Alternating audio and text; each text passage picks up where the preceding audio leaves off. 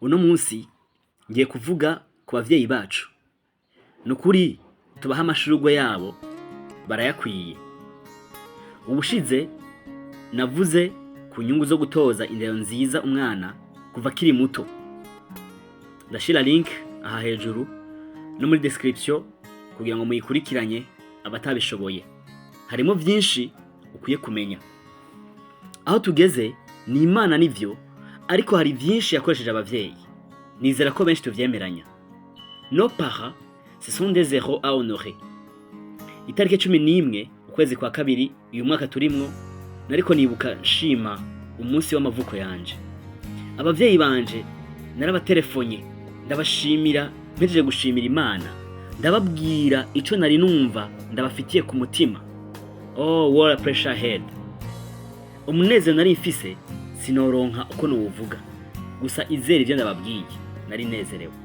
Hari ico Imana yari hejeje kunyibutsa no kunyigisha kuco ijambo ryayo rivuga.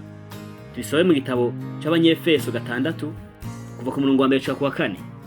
Haravuga ngo, Bana, mwumvire abavyeyi banyu mu Mwami wacu, kuko ivyo ari vyo bigororotse. Wubahe so na nyoko. Ndamba gasura inyaka kantu. Wubahe so na nyoko. Ico nico cagezo ca mbere kiri mwisezerano kugira ngo uronke amahoro urambire kwisi.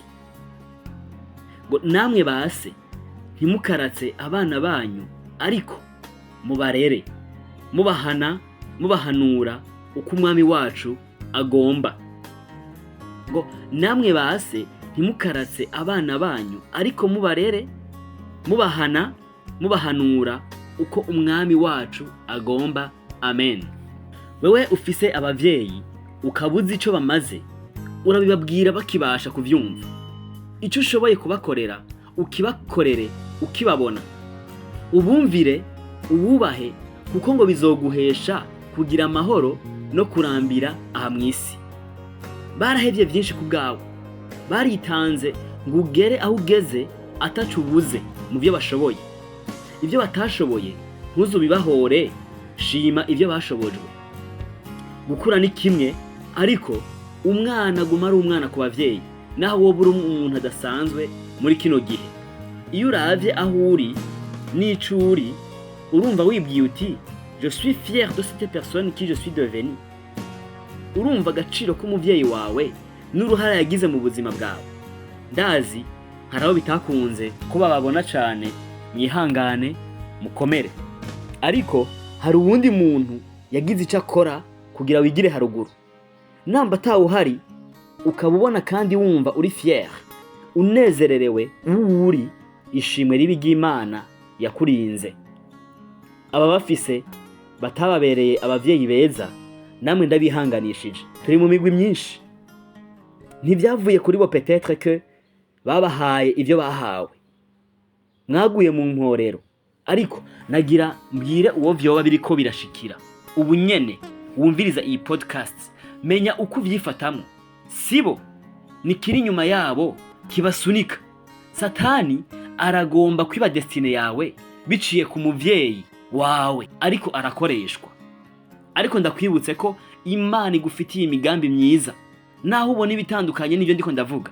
Raba ivyiza bibereye, senga Imana ikuyobore.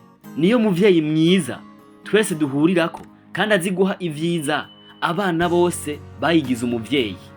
Ntuhungabane, wizeye Imana ntaco uzobura.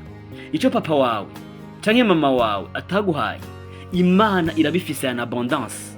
Ego, irabifise bigwiriye muri stock en abondance.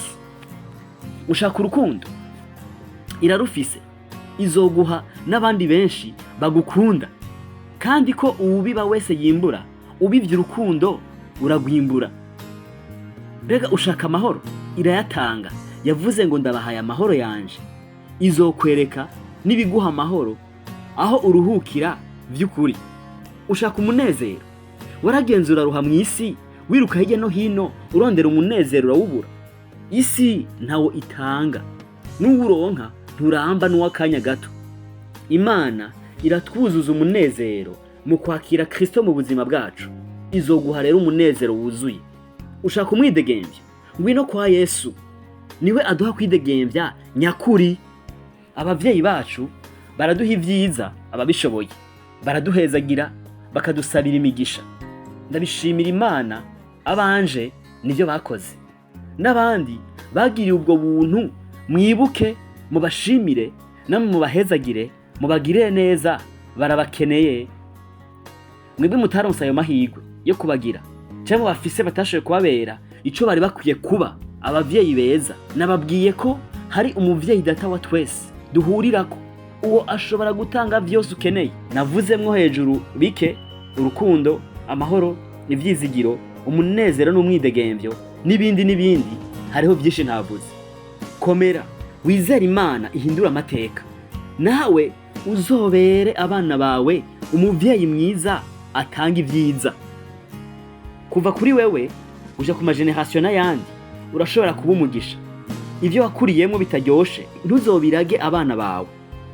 Barage ivyiza Imana iduhera mu ijambo ryayo. Amavaleur chrétienne aruta kure indero nziza, naho na nyene tuyikeneye kuko biduhesha gukura, kandi ukumva urishimiye gutera intambwe, kuko ivyo uri kurereka abandi, ico uri kurabera abandi canke abana bawe ari vyiza, ukababera icitegererezo kizima. Cette génération iraraba gusumba kumva. Ivyo bakubonana wa mupapa we, wa mumama we, canke nawe ukiri inkumi canke umusore witegurira gushinga urwawe canke umuyabaga, uriko ubereka iki? Imvugo yawe, inyambaro yawe, ingeso zawe, ivyo ubereka n'ibindi n'ibindi, wumva ubibonanye canke uvyumvanye umwana wawe muri kazoza zabo binezerere, ukibwira ati I'm proud father or I'm proud mother. Yishure, umenye ko uriko urarera, uri responsable. Ndibuka papa na mama ingene batureze, nkumva nifuza kuba nkabo, ndabakunda. Twari kubandanya, ariko umwanya ubaye munini. Mugira umunsi mwiza. Uhoraho aratugomba ko ivyamwa vyiza, ibikorwa vyiza, ubuzima bwiza bw'icitegererezo hose. Pardon ko nshayako, kuko ndi umuntu, ko ntitaza, nanje ndi muri urwo rugamba rwo kuba une version meilleure et originale yanje, n'uw'Imana igomba komba. I love you guys. Let's read together, share with you, and do same with yours. Be you and do your best to become better you. God bless you.